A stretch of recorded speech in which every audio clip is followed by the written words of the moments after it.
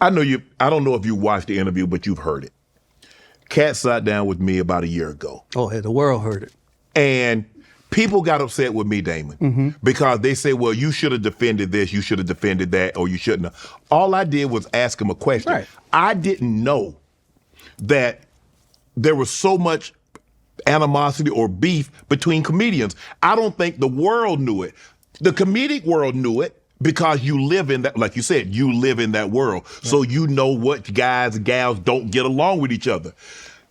When you heard the interview, tell me what went through your mind. I laughed because Katt is funny. Katt is one of the fewest comedians that in one word you know who it is. America. As soon as he opens his mouth, him, Wanda Sykes, Chris Rock, you know, that means you have a clear and distinctive voice, right? Right. So when I watch a comedian, I'm watching funny. I'm watching what's going on behind his eyes when he goes, and he reaches for his drink, and then he starts, and he's thinking funny. Right. He's really roasting these guys. Right. People took it, you know, like personal, like he was just having fun. Right. Got that liquor in him, had the fire going behind him, you know, he was like feeling stuff. I personally don't think it's that. I feel like we're a fraternity and there's enough stuff going on out there for you to be talking about instead of talking about what's going on in here. You know what I mean? Right. Because, you know, I think it's funny, but everybody steals jokes. Right. You know, it's like, it's not stealing the joke. It's once you know it's not yours and you keep doing it, that's the crime.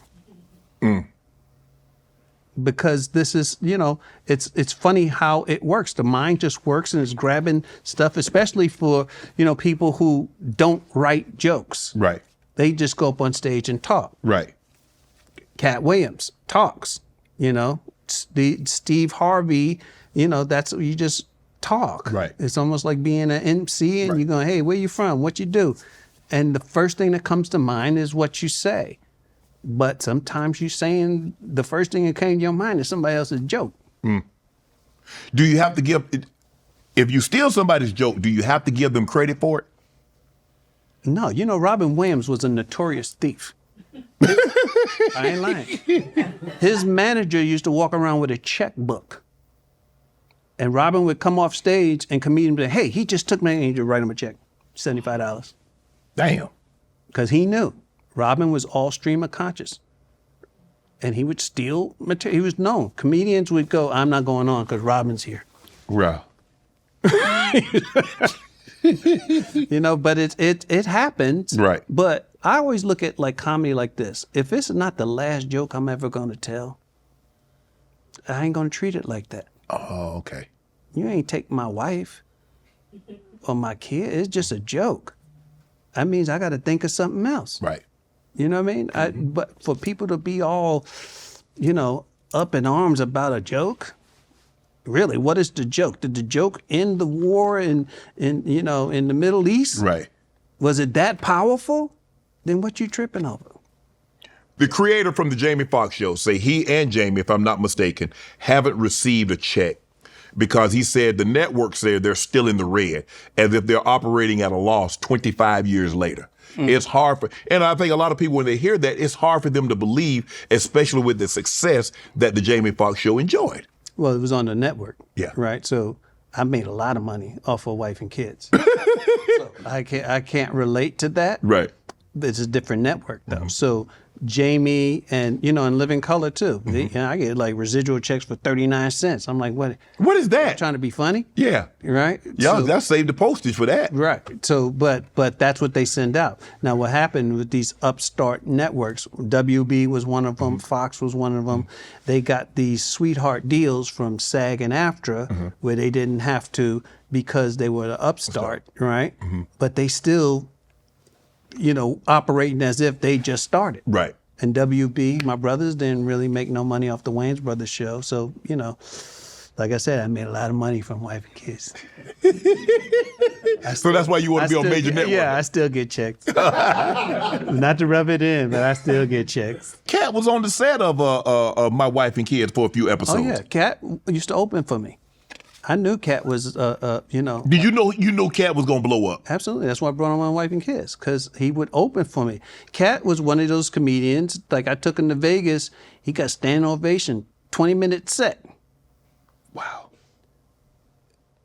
He was powerful, still powerful, but Right. like he was like, when he was young, he was all over doing splits Yeah. and sliding across the stage, and you just go, wow, I got to bring my A game. You know what I mean? And I think, you know, what most comedians, you know, respected about me Right. is I never told them to not do material. Like, you know, it's customary for the opening act to go, hey, is there any jokes that you don't want? I said, no, go do you. Really? Yeah, I don't want you to tamp I down don't want you to hold nothing. down anything. D-Ray, all of these guys. Nope, just don't hold it in. Just go back. I just have to be better. Hold on. I'm reading that you have an Oscar-worthy film with Katt, your brother Marlon, Terry Crews that you won't release. Yeah, Why? the myth. Oh, you. It's just, you know, what happened was I shot this movie called Behind the Smile about this comedian who moves from Cleveland to L.A. and he meets his idol, who's me, and his idol sees his potential. He takes him under his wing and then destroys him because he's threatened by him to the point where the kid blows his brains out on stage. It's called Behind the Smile. And Marlon is absolutely brilliant in this movie. But I went to sell it, and Netflix was the first place to come to me. This is before, so this movie was in 2004 or 5, and they came to me, and I didn't like the deal. So I just said, I'm put in the vault. But that was the only, I mean, we got great reviews, and we did a festival up in Aspen, and Dave Chappelle was like, oh man, that's my favorite movie. That's why I went to Africa. So if they were to come back and offer you more money, would you let it go? Yeah, I told Marlon, I don't want to go shop it, but if he can sell it, sell it. It's fine. He's brilliant. Katt is brilliant. This is like, you know, I got Katt Williams, George Wallace, what's his name?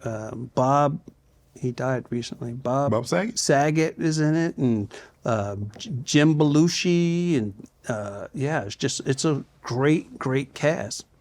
You got how many movies do you think you have in the vault that you've shot, or you got scripts? Just that one, but scripts, it's crazy. I've got cabinets of scripts, TV and film, because I have to write. I have to, because it gives me peace, and it also gives me something to think about. That's like, so when I wake up in the morning, I'm thinking about my script. I'm not thinking about what's wrong in the world. Right. Thinking about these characters.